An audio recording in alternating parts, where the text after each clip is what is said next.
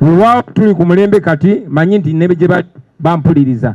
Njagala nnyo obubaka bwensindika butuuke mu mukwano mu kwagala. Newankubadde ebigambo byange olumu bibaalala munsonyiwe, naye wano ndi mujjwa. Ate munono yaffe ng'Abaganda omujjwa aba ne bbeetu okwogera ekimuluma. Ate temusitukawo ne musitukawo.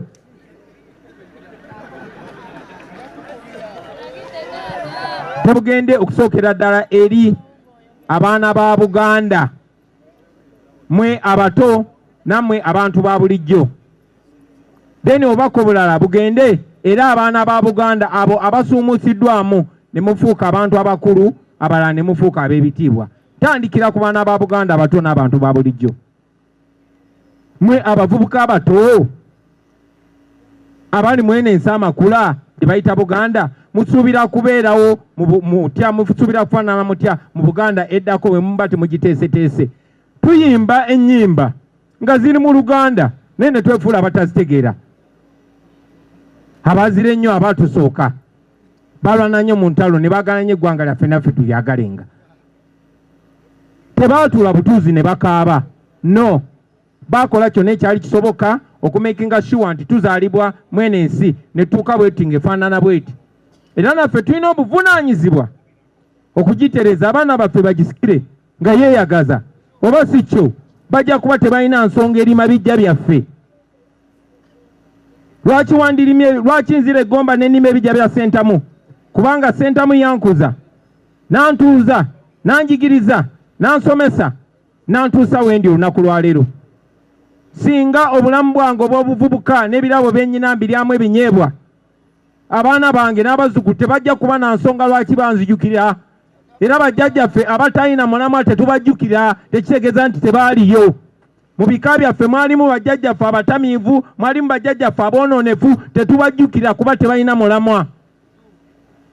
So gwe omuvubuka wa Buganda olwaleero tekikwetagisa kuba na kifo ky'amaanyi oba na kitiibwa ky'amaanyi okukola ekituufu. Kyannaku nnyo nti tuli mu kuziika jjajjaffe Lwomwa. Nabagambye bwe ndi mujjwa nja kwogera abalabye batayogedde. Tewayogedde nti abatemudde jjajjaffe Lwomwa babadde bandiga nga balina amannya ga ndiga. Ekyo kisoboka kitya okubeerawo? Agoma wano naye nga twatuuka tutya ku leve eyo? Twatuuka tutya awo basebo ne bannyabo? Bwe tutabuuza bibuuzo bino bijja kugenda nga biddingana. Tumala kubuuza bibuuzo bino ne tubyanukula ne tusobola okutegereza ebika byaffe n'Obuganda obw'omu maaso ne tulyoka tufuna moral authority okutereeza Uganda yonna eyawamu. Katonda yatuteeka mu kifo kino kye bayita Buganda, era mwena mujjukira abakadde abaliwo, mujjukira nti buli nkyukakyuka mu Buganda etandikidde wano mu Buganda kuva kugoba Abazungu. Tusobola tutya okugamba nti ate ffe ab'omulembe guno tukuze tudda mabega? Nti kituwa essanyu okutunda emyoyo gyaffe n'okutunda eddembe lye tuliko, naye okusingira ddala okutunda ebiseera by'abaana baffe ab'omu maaso kubanga twagala okwekusa. Njagala mwekube mu ttooki mu abaana ba Buganda, kuba tekikomye ku abo abatemudde jjajja. Bwe baba be bamutemudde kyannaku nnyo, naye ate era bannaffe abamu ba miziro gyaffe be batuwamba, be batutta, be batutemula. Ekyo nsaba mukitundemu mu ngeri ez'enjawulo. Njagala okubajjukiza nti ekyafuula Buganda ey'enjawulo si kulwana, si bugagga, si ki, naye ekitiibwa. Era tuyimba ne tugamba ekitiibwa kya Buganda kyava dda, naffe tukikuumenga. Tetugamba obugagga bwa Buganda bwava dda tubukuumenga, tetugamba amaanyi ga Buganda gava dda tugakuumenga. Tugamba ekitiibwa kya Buganda kyava dda era tukikuumenga. Bataata ab'ebitiibwa mbasaba ekitiibwa mutandike okukiwa ekitiibwa. Nkiddamu, ekitiibwa mutandike okukiwa ekitiibwa. Lwaki njogera n'abantu ba Buganda wano? Kubanga ffe tukyusiza eggwanga nga tuleeta ebirungi, naye ate gye ntambula eyo mu mawanga ag'enjawulo batusimbamu olunwe nti ffe buzibu. Batusimbamu olunwe nti ffe twaleeta Abazungu wano. abazungu nga bakolonizinga Uganda basinzira wano mu Buganda ne bagenda nga bawamba buli wamu era ogwo omusango tuguyina paka kufa abaana b'abazzukulu tugezaako okukirongoosa bulongoosa. Twalina enkyukakyuka wano. The first chance tetwalina ng'Abaganda ku mulembe gwa Ben Kiwanuka baali Baganda be baamulyamu olukwe ne batinatina n'obote ne bamutwala ebaamunaanika mu lubiri lwa Ssaabasajja. Ebisigadde is history. Naye eyo embeera yatutuusa wano olwaleero. Mujjukira bulungi nti Ben Kiwanuka yatandika ekibiina eky'epaka kati tukyalina ebivumo ebyo. Kati nga tuvuddemu ebyo byaliwo emyaka 6 egiyise. Olunaku lwaleero njagala okubajjukiza naddaamu abakulembeze bannanga bali wano. Emyaka mitono egiyise ekibiina kya FDC lye lyali essuubi lya Uganda. Naye nakyemalira ng'akisensera yayita mu deputy president waabwe ate nga deputy president wa Buganda ate nga yali wa kitiibwa. Era sente za Museveni bwe zityo bwe zasensera okumaliriza nga bakimazeewo.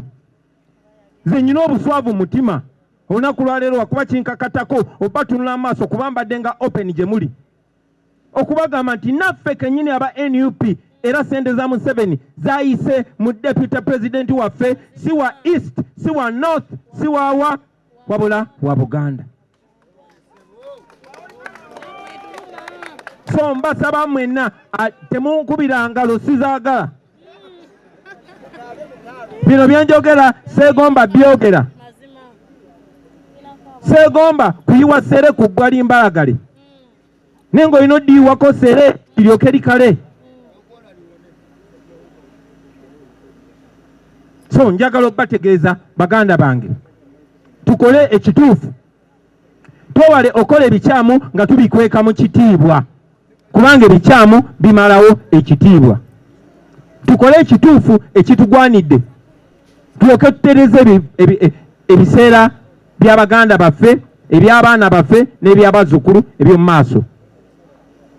Tewali muntu asobola tufuula baddu okujjako ng'akozeseza ffe. Tewali muntu asobola tunafuya okujjako ng'akozeseza ffe. Bino mbyogera nandibadde mbyogera ku lwaleezeza eyo ne mmanyi siina ddembe kubyogera.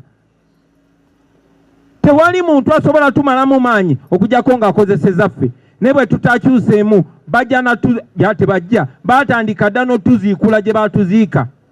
Tujja kutuuka ekiseera ate ng'emyaka tegikyawera 10 singa tuba tutegeterezeza. Tugenda kutuuka ekiseera nga ffe Abaganda yeffe tribe yokka mu Uganda etalina kifo we bayita waabwe. Bino bali kibajjukiza ne bagamba omujjwa yakyogera nga baziika kojjaawe nti bwe muteetereza naddala mwe Baganda baffe Katonda baatukwasiza ne tubawo ekitiibwa ne tubakiririzaamu.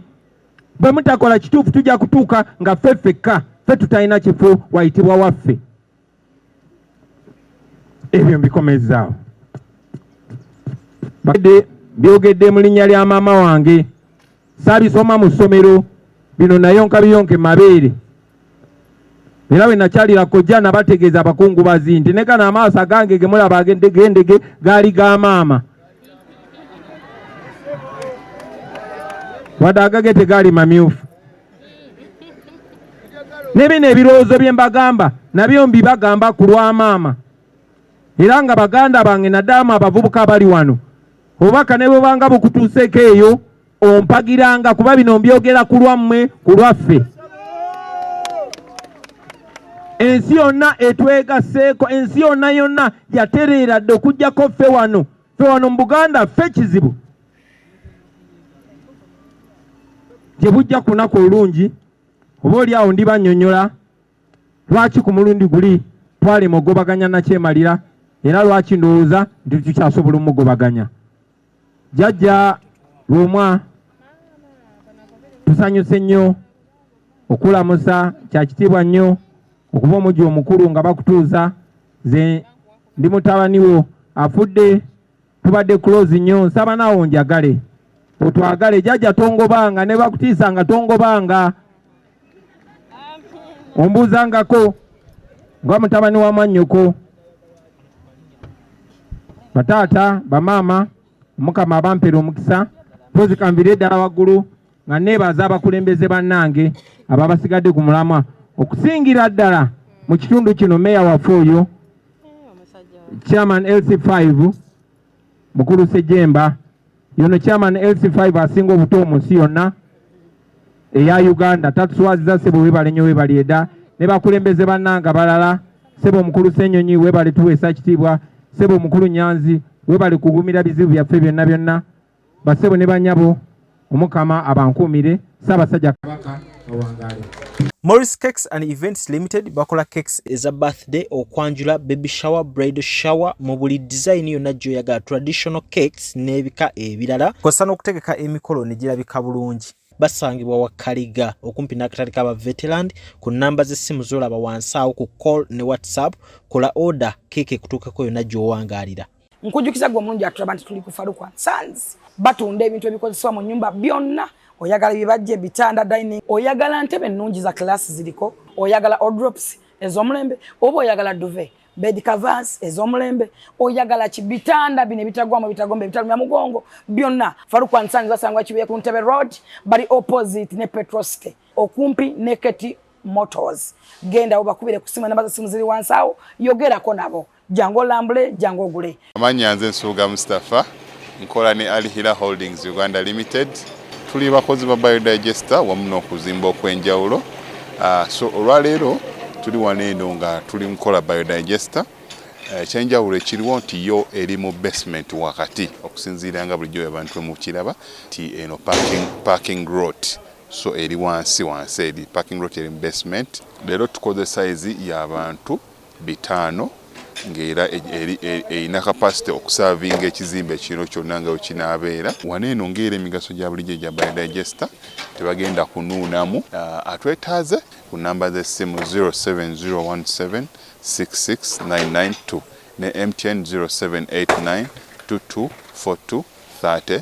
Enamba ezo zonna kweziri ku WhatsApp. Munnayuganda omulimi n'omulunzi atunda ebikozesebwa mu kulima n'okulonda buno obubaka bubwo anti bannaffe aba Afro Canada Business Initiative wamu ne Global Events Canada bakuteereddewo omwoleso ogutuumiddwa Agri Business Canada International Expo 2024 awo ku Queensburg Conventional Center okuva ng'ennaku z'omwezi 10 okutuuka nga 11 August 2024. Mugenda kubamu okwolesa ebikwata ku bulimi n'omulunzi eby'enjawulo, emisomo egy'enjawulo, okuyigiriza okukozesa ebyuma bikalimagezi mu kulima n'okulunda, engeri y'okugaziyaamu akataleko emitala w'amayanja wamu n'engeri y'okufuna zi international loans. Okwewandiisa n'okumanya ebisingawo genda ku website yaabwe eya www.afrocanada.net oba bakubire ku ssimu ezo